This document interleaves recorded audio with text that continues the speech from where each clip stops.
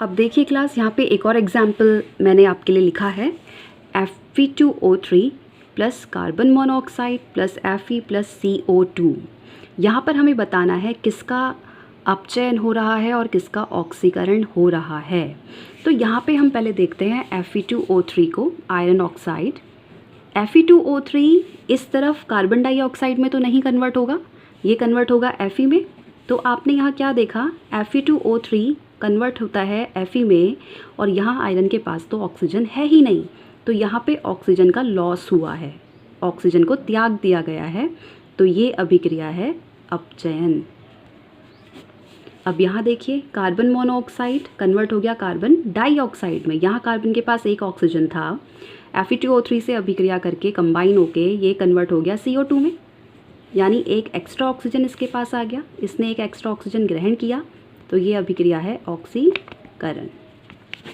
तो इसका मतलब ये एक रेडॉक्स अभिक्रिया है। ये अभिक्रिया एक रेडॉक्स अभिक्रिया है जिसके दो भाग हैं, एक भाग में अपचयन हो रहा है, एक में ऑक्सीकरण हो रहा है। अब क्या आप बता सकते हैं कि इस अभिक्रिया में ऑक्सीकारक कौन है? ऑक्सीकारक कौन है? जिसका अपचयन हो रहा है, यानी Fe2O3। और अपचायक कौन है? यस, करेक्ट, अपचायक वो है जिसका ऑक्सीकरण हो रहा है, यानी कार्बन मोनोऑक्साइड। इसी तरीके से मेरे पास एक एग्जाम्पल और है, ये थोड़ा सा अलग एग्जाम्पल है। यहाँ पर देखिए, MnO2 कन्वर्ट होगा MnCl2 में, क्लोरीन H2O में तो कन्वर्ट नहीं होगा, MnCl2 में ही होगा। तो यहाँ पर आप देखिए, MnO2 MnCl2 में कन्वर्ट हो रहा है। यहाँ पर मैग्नीज़ के पास ऑक्सीजन है, मैग्नीज़ डाइऑक्साइड है, या मैग्नीज़ के पास ऑक्सीजन है, और यहाँ पे मैग्नीज़ के पास ऑक्सीजन नहीं है, तो यहाँ ऑक्सीजन का लॉस हुआ है, तो इसको हम बोलेंगे अपचयन।